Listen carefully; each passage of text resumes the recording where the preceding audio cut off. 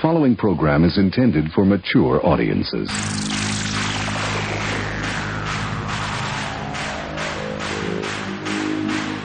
What do you say we have a rock and roll party? You're listening to Basically a Sports Show. Follow us on Twitter at Basically Sports. Subscribe to our podcast on iTunes. And download every episode and more at basicallyasportshow.com. Now here's your hosts, Zach, Greg, Mike. And this is Andy, and you're listening to Basically a Sports Show. You know, I'm going to say I have kept up the fine tradition of not caring about soccer for many years. And, Good. I don't see that changing even Without now. Zach, our lone soccer contingent is now gone. Yeah, speaking of which, since he's not here tonight, I get to talk a little wrestling with you guys, which is always exciting. So I see that my boy The Undertaker is back yet again. Fill me in. I'll have to concede to Mike on a lot of these points because I have kept up with wrestling with WWE on the side. I was kind of heartbroken last year when they kind of split the brand again, and it's not my favorite thing in the world. But I've kept up with it. I thought I would hate the brand split. I love it now. Really? I confess they pulled it off way better than I thought they would.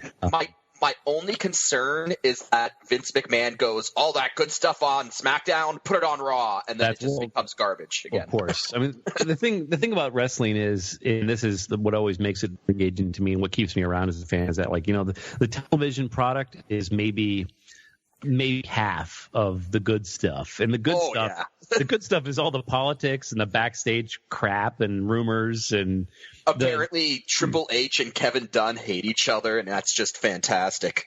The real drama is between the real people that run this weird, fascinating little slice of entertainment. Mm-hmm. And there's nothing else in the world like it. It's so bizarre, and I love reading wrestler autobiographies that tell all these stories from the road, and not only the pranks and stuff like that, but just the weird inner workings of this very, very private machine that they're very, very self-controlled as far as the narrative. They want to control everything that is seen, but they don't really have a good connection to the real world. Like, for example, there's a famous story of Vince McMahon. For years, he ate the same thing. So essentially, he went to this guy and said, when is my steak wrap going to be here? And the guy was like, well, Mr. McMahon, they don't have steak wraps. They have burritos. He's like, what? He didn't realize what he'd been eating for years was a burrito. He just called it a steak wrap. They brought him the same thing. They said, Mr. McMahon, there's a burrito. It's got tortilla and steak and peppers and all this everything stuff you like. Everything you've been eating for years. But it's not a steak wrap, damn it. I wanted a steak wrap. Jesus. He also has a thing where he doesn't like to sneeze. It's not because of germs or anything. It's because he can't control it and it wastes time. Wow. That is a serious time control freak when you're worried about not even 2 seconds of a sneeze. It is a serious concern for WWE employees that if you sneeze in front of Vince McMahon, he just might fire you. Wow, he'll at least dock your pay, right? He's one of the more bizarre, I mean, I get it. People get affected by fame and stuff like that all the time. It is what it is. But the other story I love about Vince McMahon is how he's woefully out of touch with pop culture. Oh, yeah. The big one being that when Pirates of the Caribbean 2 was about to come out, they repackaged one of the kind of just generic guys named Paul Burchill as sort of this Jack Sparrow-like pirate character. And it was pretty stupid, but because he had enough charisma to kind of do the whole Johnny Depp thing, it was working and people were kind of into it.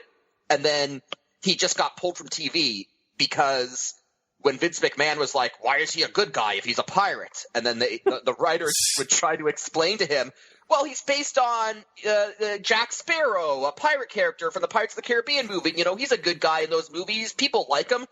And then he was like, I've never seen this movie, so no one else has. And then that was that. And which is why a lot of his ideas are very much based in the 60s and 70s as far as if you reference succotash, son. Sure, which is let's not talk about that. If you reference Dirty Harry or something, he'd be like, "Oh, Dirty Harry! Now that's a movie that the kids love that." It's like that was ancient history, Vince. I don't know. It's so much. You could do hours and hours of Vince McMahon story. I'm sure there's archives of it listed somewhere of all the weirds. Like, for example, if you're a fledgling wrestler like Kofi Kingston, for example, a while back was sort of like lost in the shuffle, and he was talking to Chris Jericho, and Jericho said he was telling Chris Jericho, like, I feel like I'm just getting booked out of existence. I don't know what I need to do to get Vince to believe in me. And so Chris said, just challenge him to a fight and just man up, and Vince will respect you. And so they're on a plane. They're getting off a plane, and Kofi Kingston got in Vince's face and basically called him, a little bitch or something. And they started going toe to toe, just blow for blow. And after it was over, Vince ha, ha, ha, you got me there, pal, and started booking him better. Wow. So, it's weird. It's not the first time that's happened. That's a very common McMahon story, to where if you can show that violence or whatever, it makes a man out of you or something. It is legitimately probably the only job in the world where if you punch your boss in the face, it could lead to a raise. Well, you brought up Chris Jericho, and I just want to say, I don't know if you guys have ever heard it, but he does a great podcast if you've ever checked it out. It's called Talk is Jericho. It's really, really good. Even if you're not a wrestling fan, it's an awesome podcast.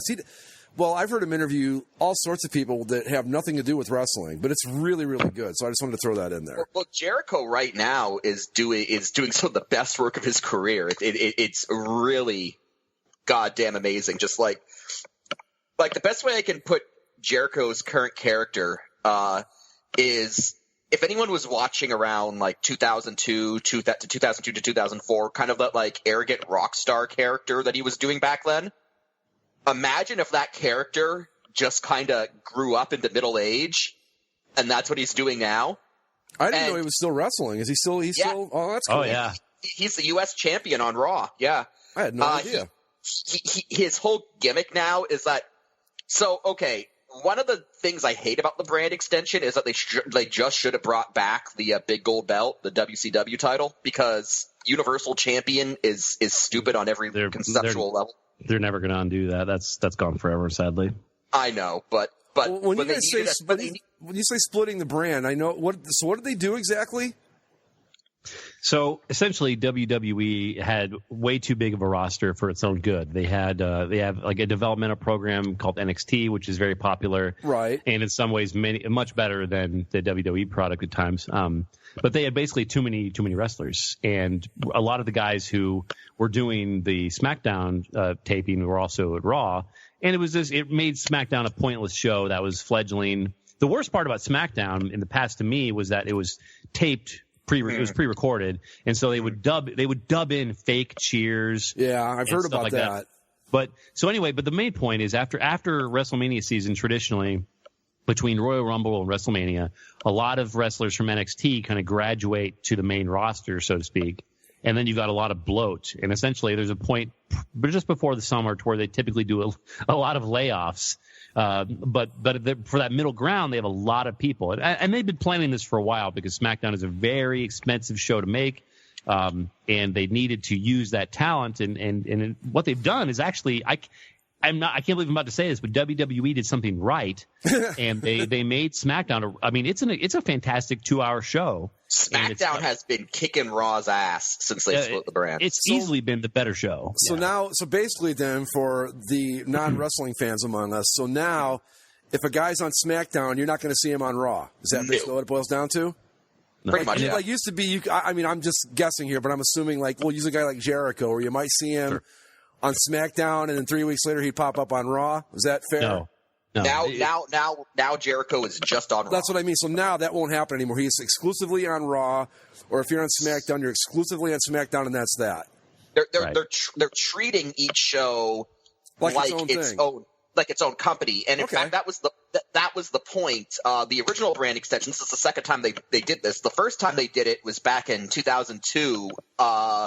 Which was following WCW and ECW going out of business, and the idea was fans liked that competition between the WWE and WCW and ECW. Well, those companies are gone now, but what if we made two brands of our own and kind of simulated that competition? So that's sort of the idea behind it. So now when you've got the two separate brands, so let's say when the pay-per-view happens, so are they still separate? Well, here's the best part about that. Worst part, actually, but best part if you look short and fraud. The whole point of it, so they tried doing this back when they did the brand extension originally, but back then the pay-per-view market was still strong and it didn't really work, which was they tried to give each brand its own monthly pay-per-view. Okay. That got to be too many pay-per-views. People aren't going to shell out $40 twice a month. So that didn't work. But they some would say intentionally cratered their own pay-per-view market with the network, which means that now they can put on as many pay-per-views as they want because they're not dependent on pay-per-view buys anymore. They're dependent on network subscriptions, which is much cheaper at only $9.99, Michael. So what they do is there's the big four. Royal Rumble in January, WrestleMania in March, SummerSlam in August, and Survivor Series in November. Those are the big four pay-per-views that people from both brands are on. And then in the other months, each brand has its own small pay-per-view that it airs on the network. Okay. So it's really been a good idea to make you. They had a really being innovative with the network because I mean it was such a huge risk to do that. But honestly, the size of their roster and the kind of scope that they're aiming for, having the network be used like this is actually very smart. So, I mean, I'll give credit where credit is due. They're doing a really good job of managing the situation they're in and using the resources well, which is weird because wrestling is very transformative and it can change on a dime. So there could be like SmackDown Live, for example, doesn't have a lot of it has Cena, but he's getting old. It has Styles, who's no spring chicken. If you have a number of injuries to one brand, that could really mess things up. You to change things on the fly. But I mean, I'll give them credit. It's worked out to their benefit for at least a year or so, and foreseeably for the next few years until some next big change or they get bored. My biggest problem with the brand extension, and this is very small potatoes, but again, given that we're all kind of from a sports logos and uniform board, I think it's fitting. I just don't like a lot of the new titles. It's all just so dull. It's boring, yeah. Like when the WWE champion, who at the time of the brand split was Dean Ambrose, he went to SmackDown. So Raw didn't have a champion, and so they created the Universal Champion, and that belt is just the WWE title, only with a red strap because Raw's the red show, and I don't know, it's cheesy. It's cheesy. It's stupid. And Universal Champion is just absolutely just a stupid name. But he's a champion. Like if there were a wrestling tournament in the Alpha Centauri system, this guy's champion, right? Universal. It's a cheesy way of so they did the weird thing by giving the company the WWE title, the belt to the lesser show. Well, the smaller show. And then they said, well, we have to give a big time belt to Raw, but we can't have it be, heavyweight champion 2. It's got to be bigger than the world title. It's got to be bigger than the world. And what's bigger than the world? Well, Galactic is a little bit too stupid sounding. So Universal title it is. It honestly was announced. It was booed. The fans thought it was just stupid. They all shat over the Balor Rollins match because of the belt. The match was great, but that belt just. That is kind of silly. I mean, it looks like jam, the Universal title.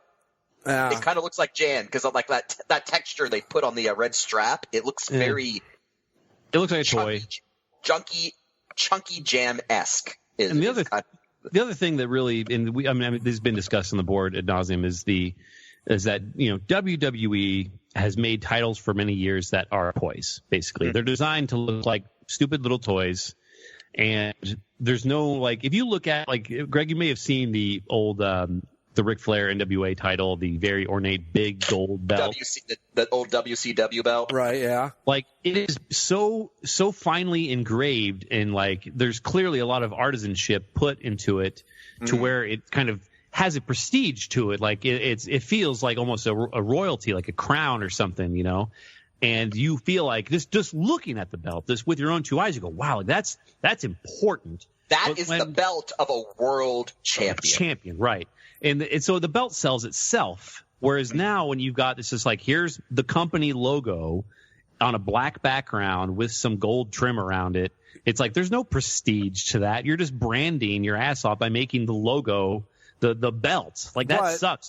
But from a merchandising standpoint, though, that's easier to manufacture and sell a replica version of it for $8 at Walmart that kids can buy. Of course, no, I completely understand that. Yeah. But the thing is, though, like when you're being that, you're not being subtle about it at that point. The whole point of, obviously, I get it. WWE wants to get into every market it can. So when the champion is on the Today Show or whatever, they want you to see WW, that big boom. There's the logo. But at the same token, it's almost just like, if I was a kid and I saw that, I'd be like, this just kind of looks dumb. Like I want to see, like, if I saw old pictures of like the Winged Eagle belt, even though it's small by today's standards, like at the time I thought that belt looked amazing. Even the Attitude Era belt looked it was huge. Big Eagle, yeah, that belt was monstrous. See, I'm looking at the Universal Champion belt right now, and you guys are right. It's bad. It looks like a toy. It's like a toy. It really does. When that belt was introduced at SummerSlam, when they crowned the first Universal Champion, it was a match between Finn Balor and Seth Rollins. Two wrestlers internet loves. They had a great match, but the only thing people chanted the entire match was, "This belt sucks." Because it does. It looks like a piece of junk, honestly. It looks like jam. Looks like jam. Yeah. It doesn't look legit, basically, and it's too bad. But I mean, again, the thing is, a lot of people stopped caring in the long run because a lot of people were just like, "Hey, at least I've got SmackDown. At least I can watch that show." Like it's SmackDown. Well, Andy, you mentioned how NXT is widely popular. They put the NXT creative crew in charge of SmackDown. Right. So SmackDown is inherently, it's like when we had SmackDown in the old version, it was run by Paul Heyman. And it was a good show. And it was fantastic and easily better than Raw.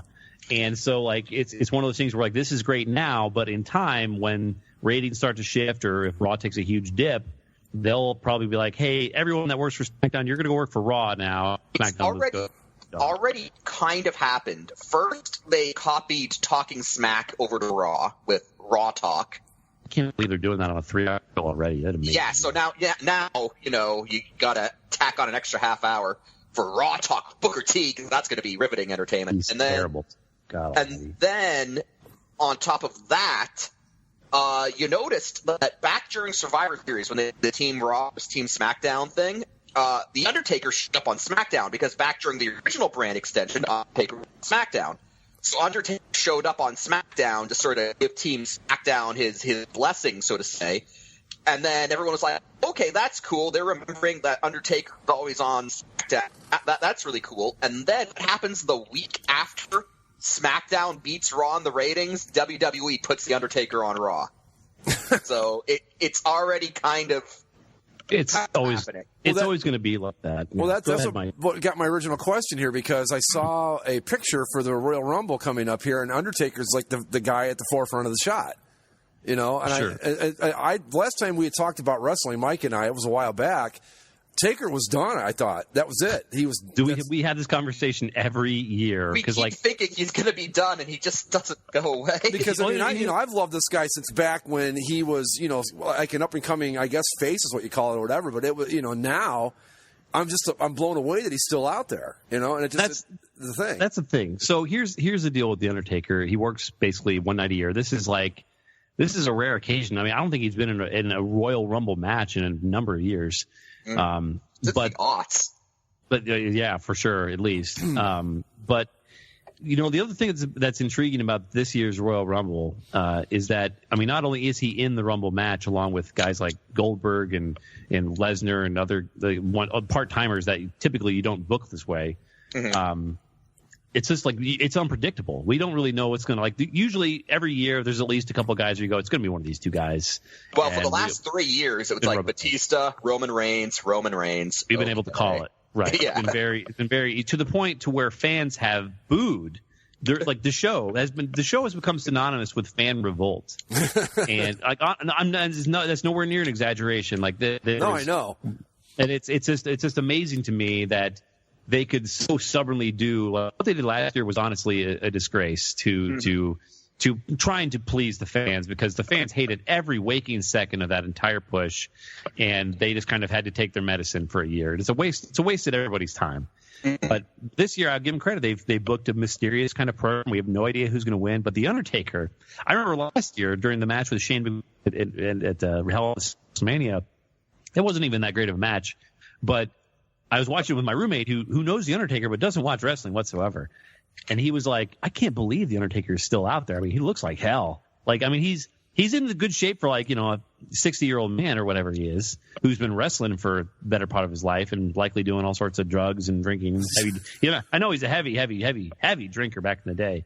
But it's just like, dude, like, we've all been waiting for that last big match. Is it going to be John Cena? Is it going to be X person or Y person? But instead, it looks like they're going to book him against some just whoever this year. Braun Strowman, I think, is one. Braun Strowman, more than likely. But it's just like, you want there to be a natural, like, a big finale. Well, and instead they're just going to put it against some turd. WrestleMania a couple of years, was it last year or the year before? Was it with he and, was it Triple H? Was it Triple H, I think, maybe a couple of years ago?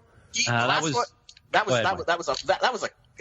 like 5 years ago. Triple H. That was a while back. That was a cage match, right? Who was he had a match at WrestleMania, just that, like, who was the one he lost where the streak was broken? Brock Lesnar. Lesnar, that's what I'm thinking of. Yeah, I mean, wouldn't that have been like the perfect time to either give him the big win and send him home or whatever? I feel like there were two ways to answer that. So, like, losing to Lesnar was, first of all, that WrestleMania 30 will probably go down as the greatest of all time. That was probably the best WrestleMania ever.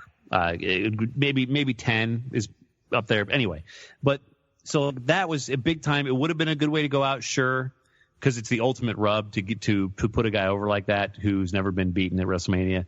But the next year was actually WrestleMania 31 was more of a logical thing because you had Bray Wyatt, who's essentially is cut from the same cloth as his character, as the Undertaker's character, and it'd be a very natural handoff. But the problem was they booked it like in the middle of the card, and they had an outdoor venue. So the two characters who thrive when you can turn the lights out in the arena or fight in like a fog or some sort of darker environment. It's like in the middle of the freaking day out there. And so it kind of ruined the mystique. It was a good match. That's why the segment beforehand they had to get Triple H and The Rock out there to, like, put on a 45-minute promo because, like, just keep talking till the sun goes down. Well, yeah, I mean, you can't Undertaker wrestling in the daytime. Came out in the middle of the day. That's just bad. That entrance loses so much when you have it in natural light. Because I'll be honest with you. I mean, of all the times I've watched him, I guarantee you that the thing that I find the coolest is his entrance. After that, it's like, yeah, it's fun. But to me, that's the best part. And to put him in the middle of the daytime, that's just dumb. That's like, you know, having a Kiss concert without any, like, outdoors in the daytime. What's the point? You know? You can't control you can't control it. You had to do it. It was the stupid idea to book it there in the first place. But anyway, so he's back yet again, which I just surprised me. That's why I wanted. I knew with Zach being out, we could get some wrestling talk in, so I always take advantage. Well, not only that, but, like, he could. Well, the thing is that he is a legitimate possibility to win the Royal Rumble, which is kind of what Andy was saying. We don't know who's going to win this. Well, let's say if he does win, then what? He faces either the Universal or WWE champion at WrestleMania. Okay. Here's a better question. Okay, obviously I'm a big fan of his, but is he still Money in the Bank? No pun intended. No. Yes. As a draw? It depends. I would say as a draw, yes. In the ring, no. Like, people are still gonna. I watched the Lesnar match, and I was disappointed. And I don't know jack shit about wrestling. I'm like, this just isn't good. Like, people will still tune in to something to watch the Undertaker, but in the ring, like, and we keep having this discussion every year because it's gotten to that point where dude just has to retire sooner rather than later. Like. I don't know. It's basically it's at some point he'll decide to hang him up, but I guess at the rate he's going, it's going to be one of those things where, like, he'll have some forgettable match and then he'll blow his knee out and be done. To where it's like, man, you had the opportunity to go out your way, now you can't.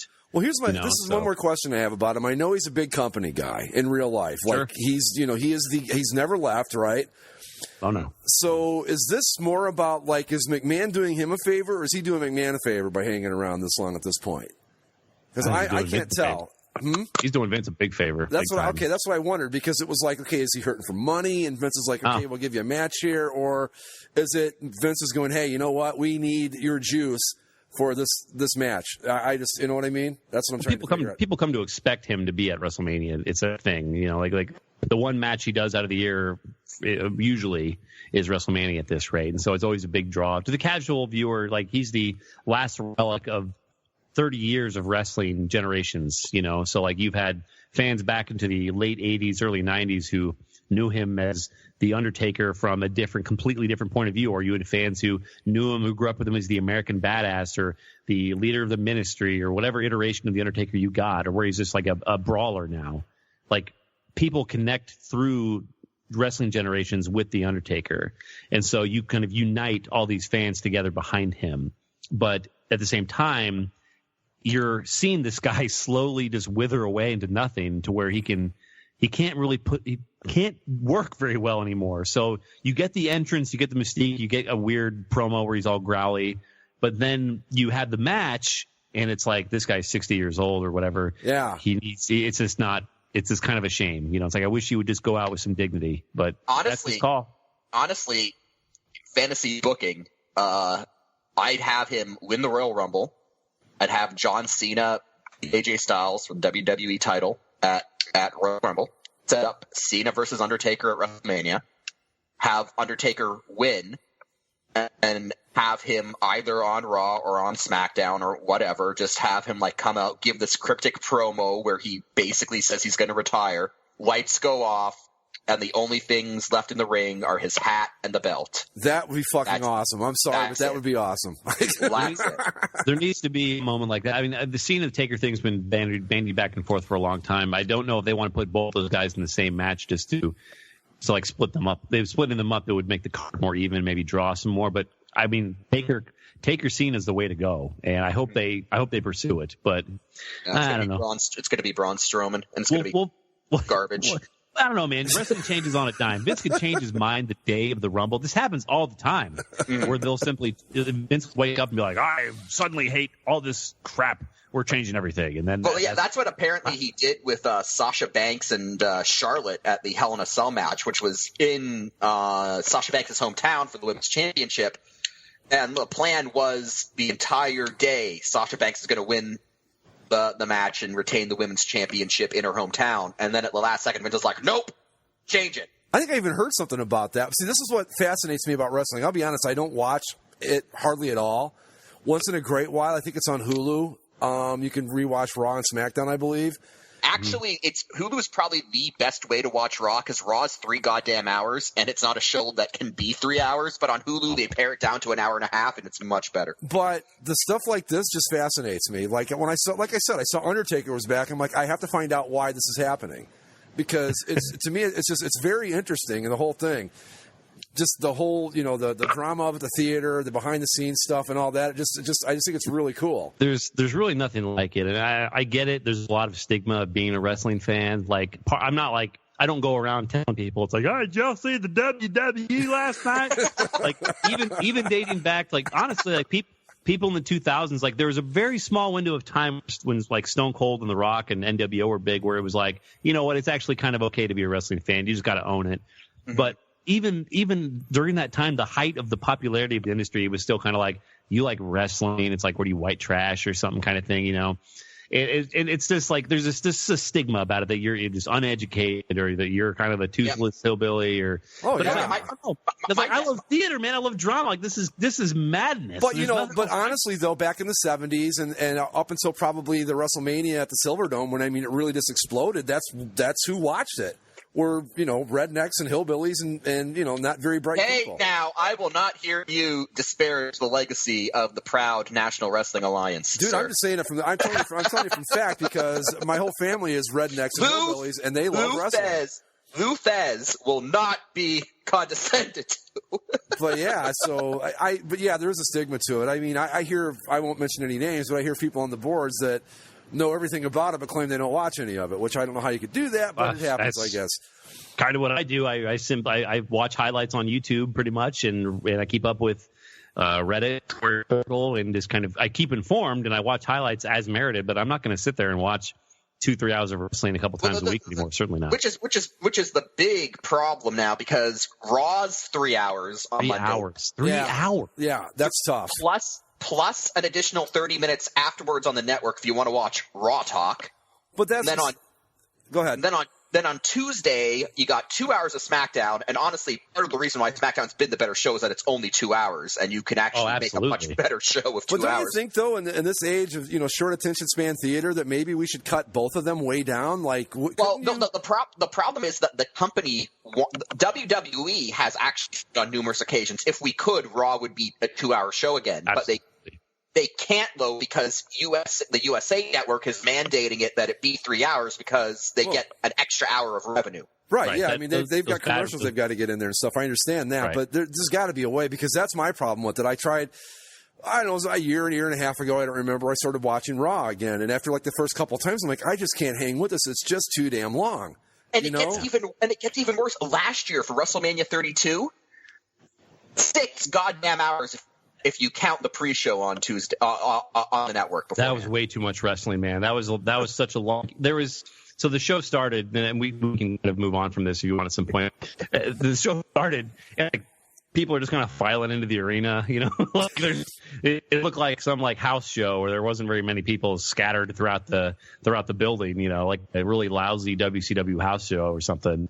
But like it's like the big daddy, the granddaddy of them all, and like you're casually watching some match with it was like a 6-way women's match or something, and it's like Kalisto versus Ryback. Well, and don't they? I mean, imagine if you're actually at the event and you've sat down because don't they have a few matches before the cameras even start rolling too? Yeah, that's what we're talking about. This is these were the matches before the pre-show matches exclusive to the network. Oh, okay, right. So that's what I meant. Yeah.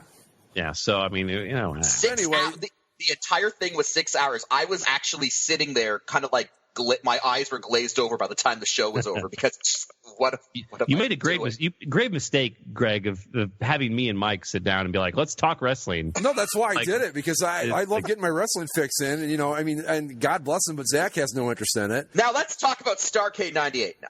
But yeah, so I thought, I thought about it when I knew you were going to be on. I'm like, I'm bringing up this Undertaker thing, and I'm getting to the bottom of this because I know these guys can fill me in. So here we are. But yeah, we can move on to something else if you guys want to. I find it fascinating. I can listen to it all night, but Well, if we're going to talk about eccentric millionaires who have mismanaged companies they've inherited, can we talk about Dean Spanos? Sure, if you want. Andy, you got any interest in the whole Chargers situation? It is. It's odd. I mean, so San Diego and the Chargers and their relationship to this whole thing has been very unusual. Because I'm not, obviously out there, and I don't know a lot of Chargers fans that like. It's like nobody wanted this. No. It's like collectively, if you went to like every people in Los Angeles, they're not even sure if they want the Rams. And they haven't made up their minds about that. Like Rams attendance could just plummet over the next few years, and they can get run back out of town. But it's like the Chargers. Like you could bring the Raiders back, and I think the Raiders would have done great back in Los Angeles. Sure. Like that's the one franchise that I feel like could have really gone over. To use a wrestling term. Well, we talked about it. Zach was telling us about a poll they did or some kind of research they did in Los Angeles, and it was the order of preference was Rams 1, Raiders 2, and then way down below that were the Chargers. Like as far as I mean, it was like the Chargers barely registered in this thing. Like they were, would have been within the margin of error, basically. It's just, and the funny thing to me too is that Los Angeles did just fine for 21 years without an NFL team, and they couldn't have cared less. It was just like whatever, and now you're trying to shove 2 down their throat. And what's interesting is that if you look at the way that both fan bases are handling this, is that with the Raiders is additionally going to Vegas now. From what I've read, a lot of the Raiders fans, I mean, they're a little bummed. They get it. They've seen the writing on the wall about Oakland for a long time. Like especially with like the Warriors are probably going to leave soon too. But like they're like, Vegas, that's not too far. I can deal with that. We can do a weekend trip out there, right? Because it's Vegas. It's like, hey, hell, let's just get out there and we can stab people in the Vegas parking lot. But the Chargers, though, it's like the Chargers just had their cozy little nook in San Diego, and it's like they had a very kind of meek football tradition, and it was just fine. It didn't need to be messed with. And then Dean Spanos kind of is just like, hey, we're gonna leave, and it's like, why this makes perfect sense. Go ahead. He left. The way that he left, it was so underwhelming. Like I knew he went right up to the deadline, and the deadline was set and you really couldn't change that. But just the way it happened, it was like an unassuming Wednesday afternoon, like nothing else was happening that day. And then Dean Spanos just kind of lays this wet fart out of nowhere. It's like, oh, moving to LA, guys. And the interesting thing to me about it, I read some stuff about this on Monday. First off, none of the owners in the NFL wanted this to happen, which I thought, well, that's fair. They get it. They're like 2 teams in Los Angeles is too much. The league office doesn't want it. The league office doesn't want it. Goodell didn't want it. No one wanted it. The city of Los Angeles doesn't want it. But what blew my mind, Dean Spanos came out and told the NFL owners, I don't want to do this. And I thought, well, what the fuck? Then what are you doing? As I've said on the boards multiple times, you will never be a poor man if you bet money on Dean Spanos making the worst decision in any possible situation. Yeah, but that's what I don't get. It's like if you don't want to move, and there were plenty of avenues there for him to stay, then why? I mean, again, if 31 of the 32 owners say no and he says yes, well, that's an Al Davis move. Al Davis is like, screw you, I'm going anyway, and that's what he did. This is different. This is like all 32 owners, including the guy that's moving, don't want this to happen, yet he wouldn't did it anyway. I'm just like, okay. This is let me walk you through the insanity here. Dean Spanos doesn't want to go to Los Angeles, and the city of San Diego's pitch to keep him in town was a pitch he made 5 years ago. Yeah, it's insane. He still moved. It's insane. And you know what? I'm still, even though they have set the whole thing up, I'm still betting that come next fall, they're still going to be in San Diego somehow, because this whole thing, the deeper you read into it, the more you look at it and go, literally no one wants this. Not even the guy that owns the fucking team wants it. So why are we doing it? Why are we here? Check this out. So the Raiders, owned by the prestigious Mark Davis, made the better decision by going to Vegas. You got like trumped, I couldn't think of a word, by a guy with a pedophile haircut. Yeah. Like just P.F. Chang's. Now, yeah, I googled Mark Davis just to get some information about him, and so the information I have here is great. The first information I see, it's about he drives. He's worth $500 million. Okay. He drives a 1997 Dodge Caravan SE, outfitted with a bubble top Mark III conversion kit, a VHS player mounted to the roof inside. No way. A Raiders personalized plate that says R8HERS. So he's driving a soccer mom's car from 1997, basically. Right. Oh, dude, I don't know though. I mean, the whole pedophile thing, that van fits right in. I'm saying, it goes on. So he then pilots this machine from his East Bay. This is from BusinessInsider.com. He pilots this machine from his East Bay home to the nearest P.F. Chang's, where he sits at the left end of the bar, the same spot every time, putting his white fanny pack on the counter. Oh God! He orders an iced tea and unfolds the day's newspapers. Beside him on the bar, next to these papers, is his 2003 Nokia push-button phone with full texting capability. When someone calls and asks him where he is, he says, quote, 2003.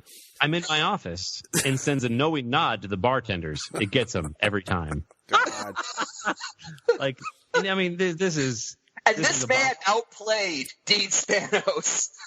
And this is all from an ESPN. This is all sourced from an ESPN article with Tim Cowan that was posted 2 years ago in October. It was confirmed. If you look through the CCSLC thread about the NFL relocation, there's a picture of someone took of Al Davis sitting at the bar at P.F. Chang's reading the newspaper with a pocket flashlight.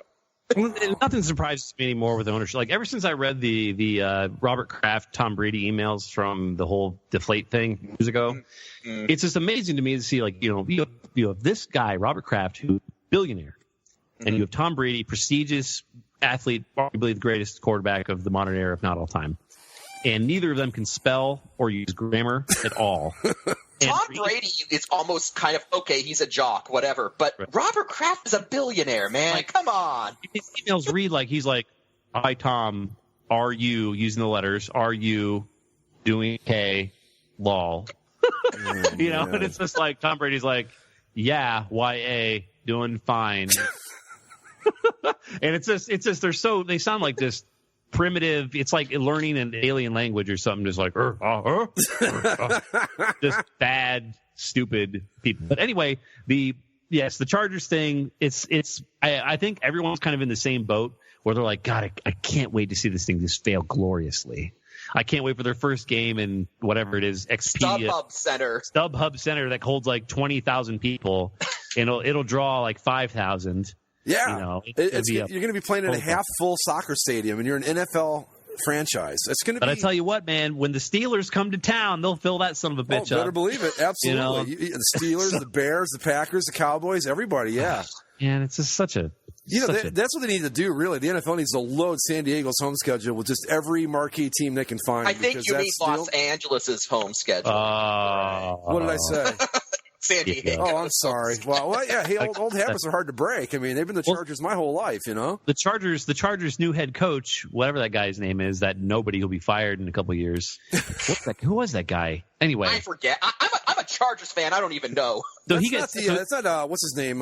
Vance something, is it? No. It's something. All I know is that initials are AL. And his initials are AL, and the going theory is that Spanos just hired him because his initials are LA backwards. God. It's Anthony Lynn. Okay, that's it. Yeah, right. Okay. So Anthony Lynn, his hiring, the press conference introduced him as Chargers head coach. He said it's a great honor to work here for the the LA Chargers. Like even he screwed it up. Like you can't make this stuff up. Yeah. Mm-hmm. Like he is Tom Sula for San Diego. Yeah, absolutely. Where he's going to be just a guy. And speaking of Tom Sula, like this is a side note, I hear the Bears are probably going to hire Tom Sula to be like some sort of defensive coach thing. And it's like, but he's not. I don't think he's a bad defensive coach, though. I mean, he wasn't he their defensive coach when they went to the Super Bowl a few years back? I just don't know. You know, dude. You know what? I honestly, Andy, the Cubs won the World Series. That's right. Yeah. Speaking of that, congratulations. We haven't talked since then. Yeah. I haven't been on the damn show in so long, and a lot of stuff has happened since then, including the Cubs winning the damn World Series. Let me tell you something. My guys were on the short end of that, but that was still fucking awesome to see. I don't care what anybody says. I think that it was one of those things where, like, even if the Cubs had lost that series, like, I feel like now with perspective, I would have been like, that was as good as it gets. That was like, you can't ask for anything better than that. But I mean, I will say, like, for Game 7, because it looked like, okay, you guys had the game in the bag, and it's like, all right, that's fine. Cubs won the World Series, God bless them and all that. Then the Indians come back and tie it, and I'm like, I was almost like, oh my God, don't do this to the Cubs, kind of. Like, you can't. This is cruel. This is just as mean as it could possibly get. And if they lost that would have been, I think, the biggest gut punch in the all-time history of professional sports would have been that. Probably. Yeah. Because you were outs away, you were runs away, and you blew it. Yeah. The thing is, like the Cubs won, that's great. And it was, great is obviously a massive understatement for what that situation was like. But even now, like months after the fact, and even the night that they won the title, people were calling in to Sports Talk Radio and be like, that Joe Madden guy, he nearly blew the damn game. I don't know what he was thinking. And people have honestly soured on Joe Madden for that alone. For bringing in Lester too early to that game and making a lot of dumb decisions. God damn it. That's a tough crowd out there in Chicago, man. I'll tell you what, though. It's like, he hates the curse, but fuck him. Well, seriously, nobody hates Chicago sports teams more than Chicago sports fans. Like, that is complete. No, it's a very, very honest assessment. I think that's very true. And I think it's good. In a way, it's good. In some ways, it's not. But I mean, just to now that it's over, the Cubs won the World Series. And the other thing is that, like, this past Christmas, everything the Cubs, they marketed every damn thing they can get their hands on. They slapped that World Series logo onto it. I can't blame them because they made the most money of any World Series merchandise ever for all time. I had people in my job who've never watched a game of baseball in their life and they're ordering a World Series champion Cubs hat because it's the Cubs. They wanted. I need to mark this day. I can imagine. I'm here in Tampa now, and the day after that World Series, almost like every store that sold sporting apparel had just shelves of Cubs World Series. This is Tampa. Well, it's such a historic thing. I mean, from a baseball history standpoint, from all of it, it was just the only people, and I'm not even so sure that Indians fans were unhappy about it, really. Maybe Cardinals fans were pissed off about it, but everybody else was pretty happy for you cares? guys. You know, I'm just saying. Who cares? That's how big it was. I mean, even Indians fans afterwards were like, well, you know what? Great. Good for them. It wasn't like, oh, fuck those guys. No, seriously, man. I'll corroborate that. I mean, I don't deal with a lot of Indians fans outside of yourself, obviously. And the ones that I saw online, generally, pretty much everywhere, I mean, you want to talk about class? Like, they took it so well. And, I mean, you know, if they argued it was among themselves, you know, among their own. But, like, to Cubs fans, like, they were so – it was just like, you know what, man, that was incredible. What am I supposed to do? What am I supposed to say to that? You know, like, that was just damn good, crazy baseball. You know? I mean, even I said I think on Facebook on the boards, I don't remember, it was like, look, this wasn't like the drive or the fumble or any of that other Cleveland bullshit. This is just a better team just won a great series, and there's nothing you can do about that. And it's like you took it to the limit, man. Like Game 7 in a back and forth, a crazy series, and you're in extra innings. You took it. You drained everything you could out of that season. Between those two teams, the two obviously best teams in the league, and it was just like, what, you couldn't ask for better. You can't make a better matchup. Now, if you want to compare this to kind of make it topical, you had what a World Series that was, magical, insane, crazy. And now you're looking at a Super Bowl that's had some of the worst NFL playoff football possibly ever. Now, here's the thing. I just want to take a minute to say this as well while I got the podium. Is that the Cardinals, the St. Louis Cardinals, I have moved them, they have shifted permanently for now, to second on my list of teams I despise. The Green Bay Packers have graduated to the number 1 seed here in my list of hate. And I got to say, watching cut to Aaron Rodgers would get sacked, he'd just get blasted on his ass. And they'd cut to the crowd, and you see some cheesehead jack off, like sobbing into his beer, and it would just nourish me. Like, I would feel like, this is a shot of life. It's like, I think I got a semi just watch it. It's like, and they got blown out too. That's the other thing. Is it just like, you know what? Fuck off. This was me when the Broncos got blown out by the 49ers way back 100 years ago in the Super Bowl. I mean, I guarantee you, I was the only person left watching that. It was 55-10. I was the only person left watching that game going, come on, Niners, you can score one more time. But, you know, I'm a Packers fan, and I got sick of Aaron Rodgers. I think I said this on the show a couple weeks ago. I got tired of hearing about it. It's like, Jesus, will you just get off this guy? You know? He just seems, enough and already. I will maintain that I find him more tolerable than Westbrook, Russell Westbrook. Yeah. Really? Just because they both, as I said before, they both pull games they shouldn't win out of their ass. But at least Rodgers doesn't annoy me off the field. Oh, you mean Russell Wilson you're talking Russell about? Wilson, yes. I had a feeling Westbrook was not the right name. But no. Yeah, I can imagine as a Bears fan and just a guy who doesn't like the Packers in general, this Aaron Rodgers stuff had to just get disgusting for you at some point. So I was actually putting together, I've been trying to do a lot more writing lately, and so I went through and looked at the last 8 games for both Tom Brady and for Aaron Rodgers, anticipating a Packers-Patriots Super Bowl. And the numbers on Rodgers' games lately have just been insane. He's had numerous perfect passer rating games. Yeah. Out of, I think, like 3 of the last 8 weeks have been perfect. His average passer rating before the NFC title game, I think, was 135. When the perfect game is 150. What is it? 153.8. Something like so that. It's just 158.3, something like that. But it's just like inhuman. He's one of the greatest regular season quarterbacks possibly ever. And I say that in complete jealousy because obviously I know nothing of good quarterback play. I'm ignorant to it. But Kyle Orton, come on. Oh, God. I'm not even going to get started with this crap. No. Okay. Fuck Kyle Orton. He can fuck right off. The Aaron Rodgers just is very good. But the fact is, in all these years, for as great as everyone says he is, he's won 1 title. You know who he is? Okay. I'm going to tell you who he is. He is late 80s, pre-Terrell Davis, John Elway.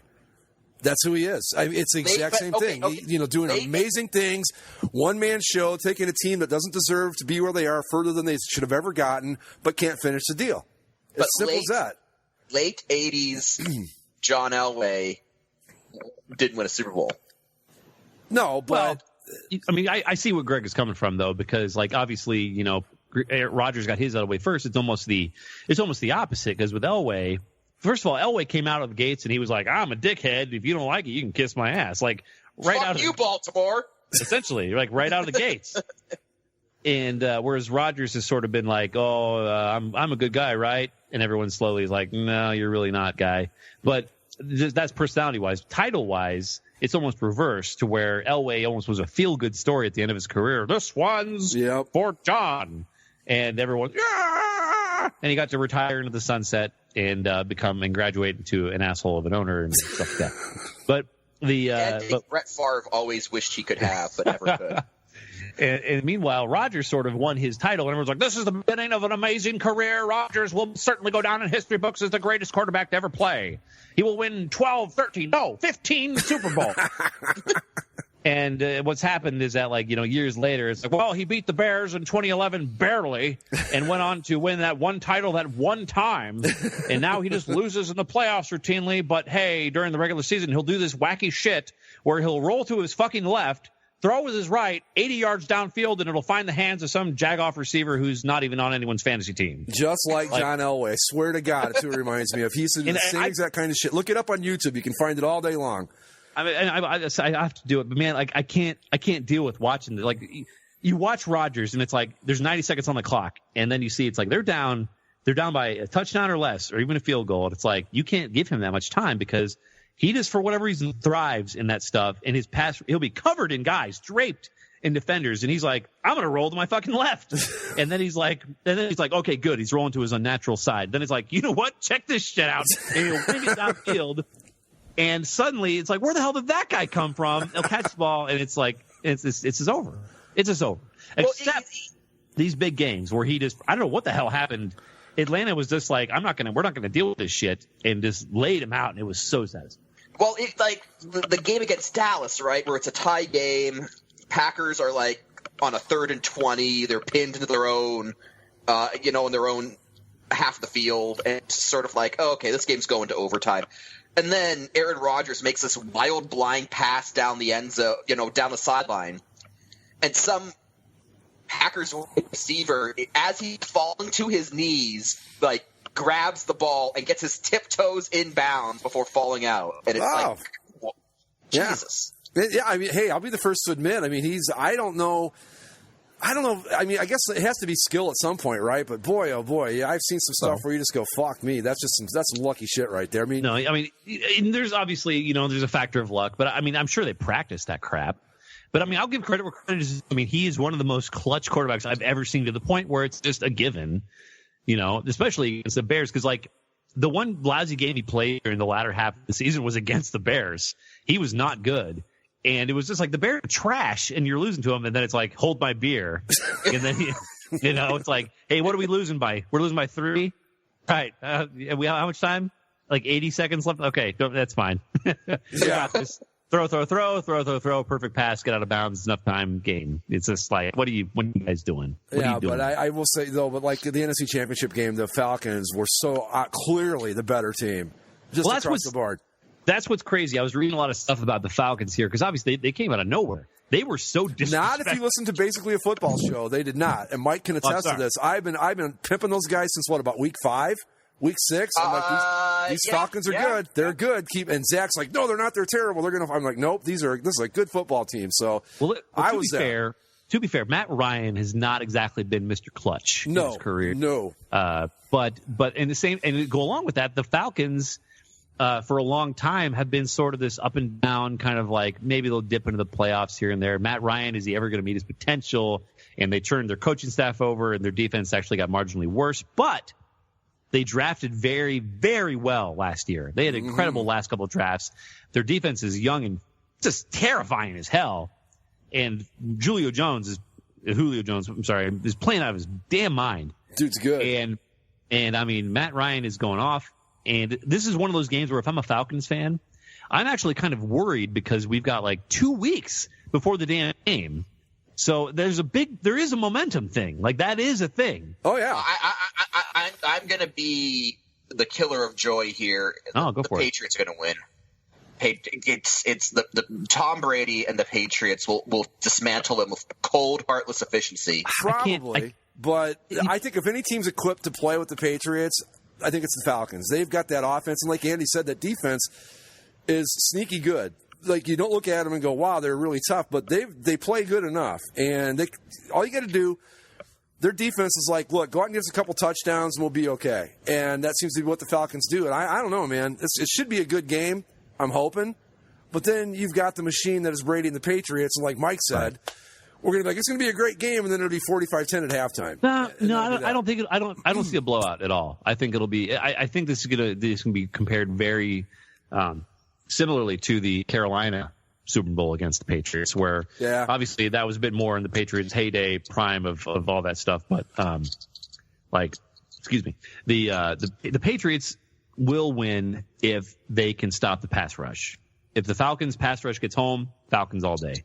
The one thing that I've seen in all these just numbers over Brady's regular season this year is that his offensive line is insanely good.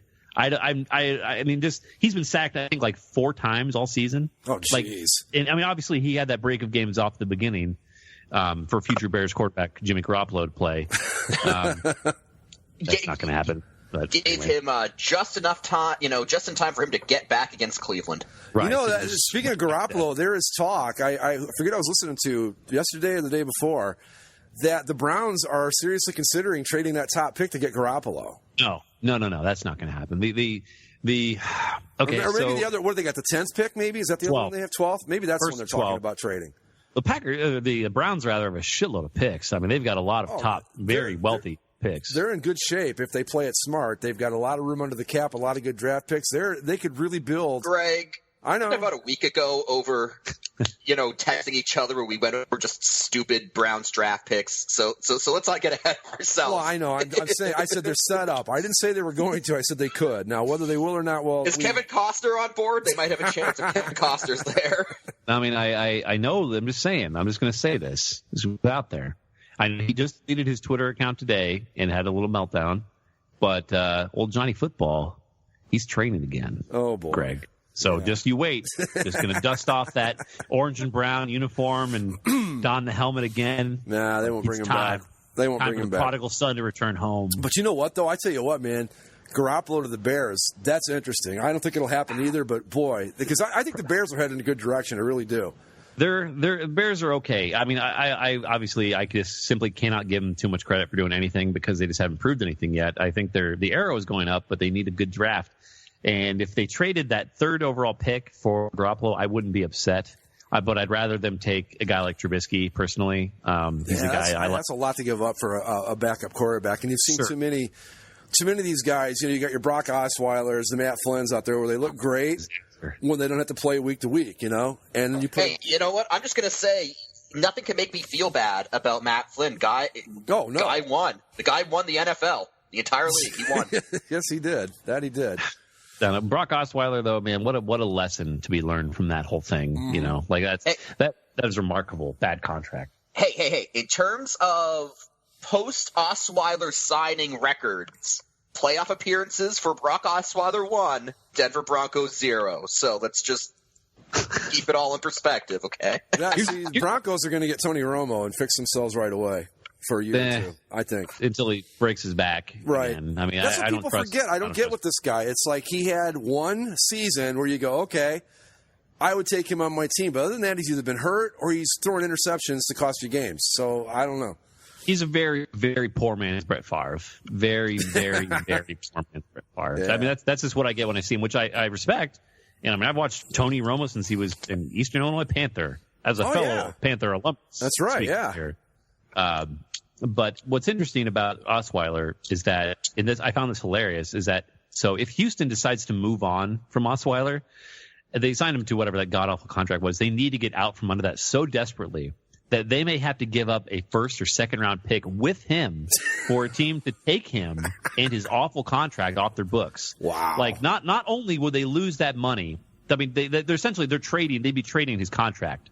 Mm-hmm. So not only did they have this embarrassment and shame of making such an awful overestimation of this guy's talent, they would have to give up their future just to get him away from the team.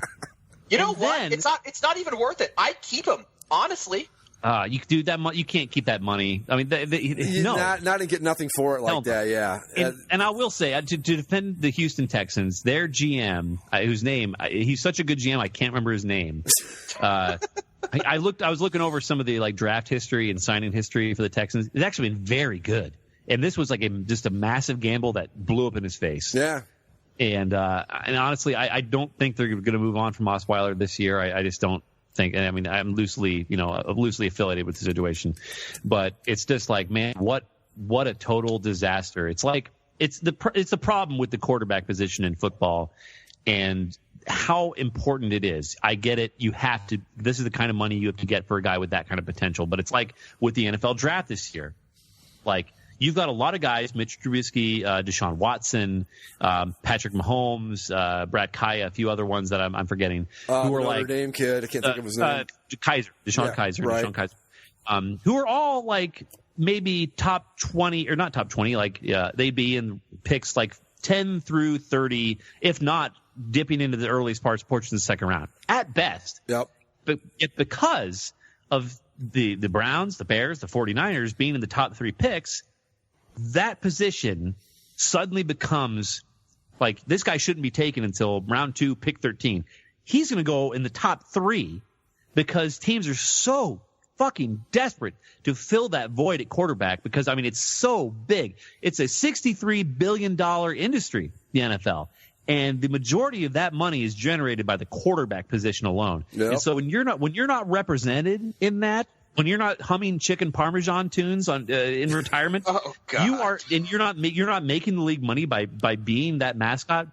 Those teams desperately want them not only for just the winning, but they want them for the fucking marketing. Yeah, the wheel is slowly turning over. We lost Peyton. Brady will probably retire at some point. Big Ben, even though he's a rapist, will retire at some point too. A lot of this weird middle guard, Phillip Rivers getting old, Jay Cutler, who gives a shit. These guys are just going to slowly.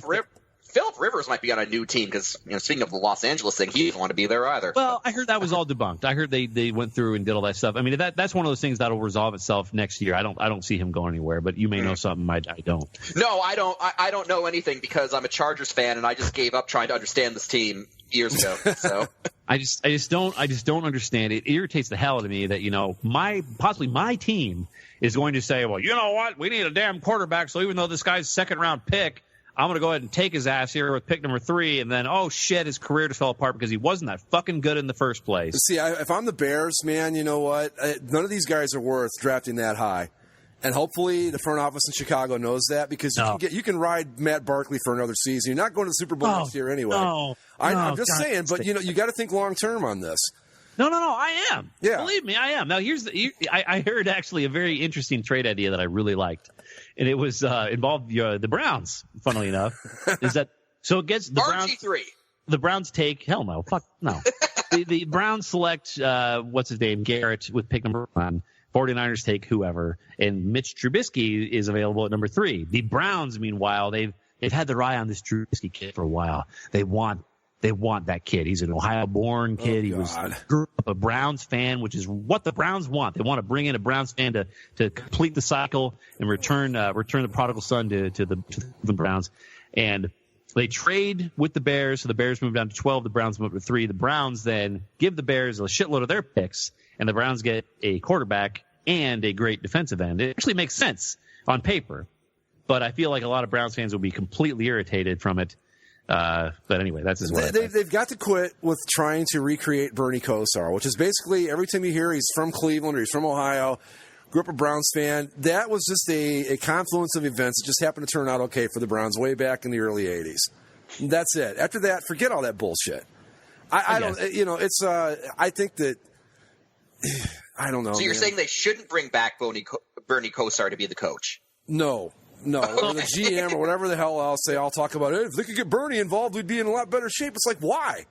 Greg, Sorry, go ahead. He's a drunk. I mean, what the fuck do you want? You know, I don't know. Go ahead. What were you going to say? I wanted to ask you a couple things. So, like, this is very interesting to me. So, obviously, you know, you've been through something a lot of people haven't been through, to where your team just up and left.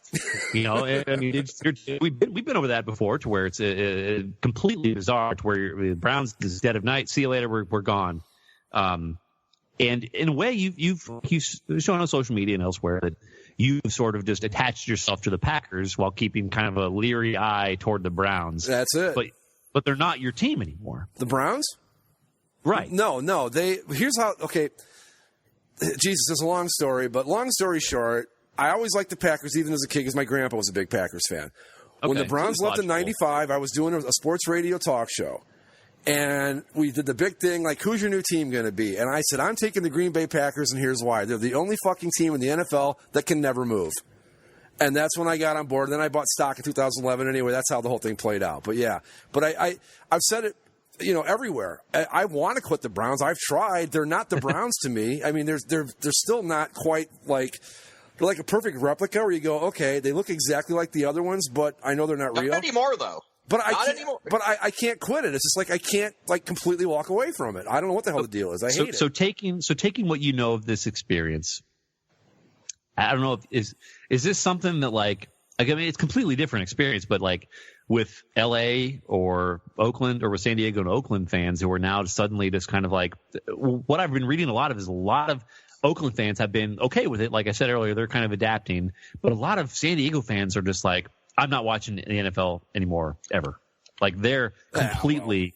I mean, I know we all said that. We all said that too, and it lasted. Well, yeah, honestly, in '96, yeah, no, it lasted about a month. You're like, oh, fuck the NFL, we don't need it, blah blah blah. Yeah, okay. And then September rolled around. It's like, okay, who am I watching this week? Yeah, so. Well, at the same time, though, it was almost like, well, it's not so much I'm giving up on the sport so much as this, like, my team's gone. You know, it's not like with San Diego, I mean, or Los Angeles, they're going to be, it's like, hey, well, they're still the Chargers, you know. Well, but with the Browns, it was like they became the damn Ravens. Yeah. You know? So it's just like it's completely different. I think if you had just made them the Baltimore Browns, which they would never have done, I think they were actually mandated not to do that. Their original plan was to be the Baltimore Browns. It's very rare, but you can find Baltimore Browns merchandise out there. That was the original plan. That was the original plan until the league mandated that they. Well, what happened was they cut a deal with Art Modell in the league where the city of Cleveland said, look, we're not going to – you leave the colors, the name, the history and all that behind. Go to Baltimore, be something different, and we won't sue you until the end of time. Is basically how that worked out. And so and that's how the Browns ended up staying in Cleveland while the franchise moved to Baltimore. So – that's how that all took place. But Mike's a Chargers fan, but he's not in San Diego. So my attitude with the Chargers moving has always been I have no ties to San Diego. My dad has very tenuous ties to San Diego, but I don't have any. And so my attitude has been I've rooted for the Chargers. I'll root for the Chargers even if they play in Sioux Falls. That'd be great, huh? Come on. Sioux Falls Chargers. You know what? They'd probably draw better. They probably draw more. I'm sure they would. But as not to say I'm completely blind, I realize that to a lot of San Diego fans this sucks, and I also realize that San Diego is probably the better market. That's where the team should be. But I'm just kind of in a position where I'm like, you know, this sucks, but apparently this is happening, so hope for the best, I guess. Yeah. With the Charger, and also with the Chargers, it helps that I'm just so used to poor management with this team. I'm a Maple Leafs fan, and the Maple Leafs floundered for the better part of the 2000s and the 2010s. And so there was a lot of MLS can't run a hockey team dark humor during those years, but Dean Spanos might be the most incompetent owner I've had associated with the team I root for. So I was going to say, man, Mark Davis in his minivan, dude. It's hard to top. Well, okay, Mark Davis with his minivan. Guy's worth $500 million, and he drives a 1997 minivan. For God, like that. Yeah, but guy, dude, it's got a VHS deck in it. Come on. That guy outplayed Dean Spanos. Okay.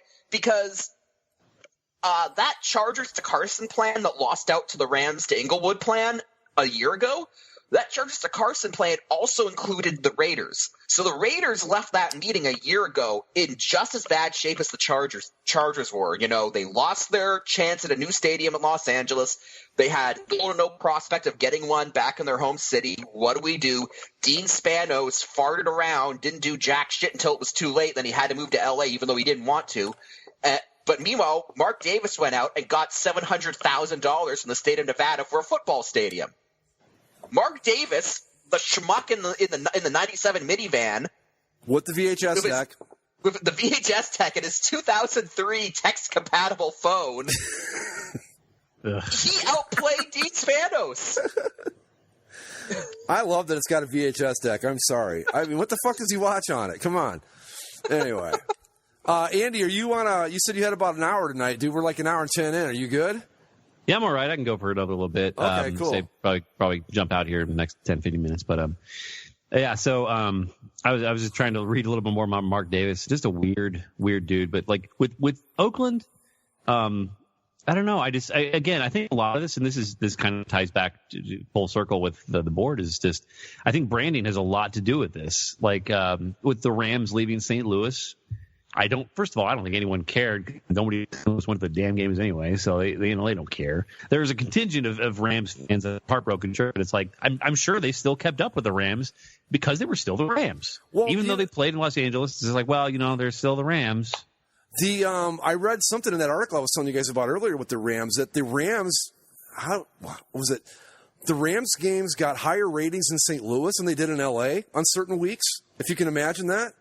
Like a Rams game in St. Louis is ranking higher than a Los Angeles Rams game in Los Angeles did. Well, that's the whole thing. Is that like you said, Los Angeles has been doing just fine without an NFL franchise for God knows how many years now, and suddenly, in the LA never needed a franchise. Okay, that's the other thing. Is that LA never needed a football franchise. Does the market like quantify having one? Well, absolutely, but they never learned their lesson because it's like they had two damn teams. And it's like they got some like draw, but it wasn't at all meritable of what an NFL team should get. The whole purpose of LA was to be a speculative ransom note for any organization that felt like they needed a new stadium. That's all it was for decades. Was like, well, we can't move to Los Angeles unless you wanted the taxpayers to pay us, $500 million. Well, how many teams used that? I think I know that Atlanta did. Atlanta used them. Who was the other one? Minnesota did. All Minnesota had to do was Photoshop the color of the end zone in the Farmers Field mock-up to purple, and the state of Minnesota bent over backwards for him. Yeah, money. Everybody was using L.A. as, like you said, like that ransom. Like, you do this, or we're going to L.A. I mean, I think the Bills even got involved at some point, if I remember right. But it's just like, why? That's the thing. We all know how this is going to end. They're going to go back to San Diego.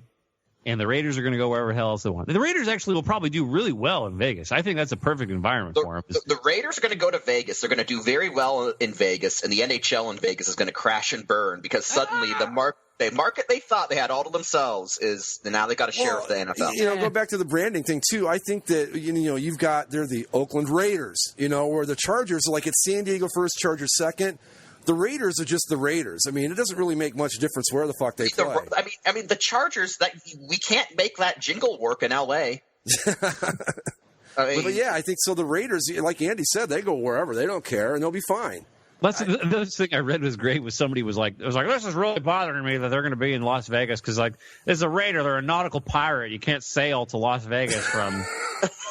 It's like it really bothered this person. That like you can't use pirate imagery. It's like this is not a sea. This is the middle of the desert, and it's like whatever, man. Like who gives a rat's ass? Like there's no Jaguars in Jacksonville. Yeah, because Utah being the jazz hotbed that it is, right? Okay.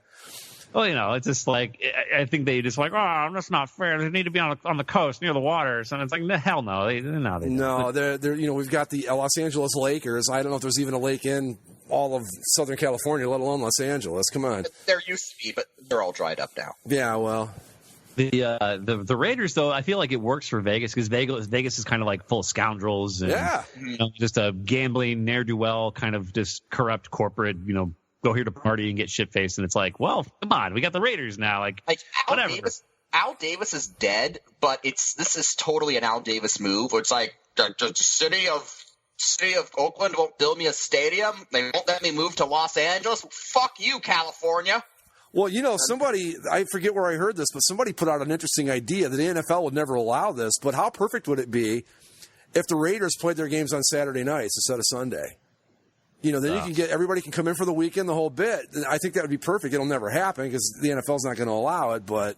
So speaking of the NFL being stupid, in some regards being smart, this past season, I read a fair deal about how people were, is this the decline of the NFL? Is it finally starting to happen?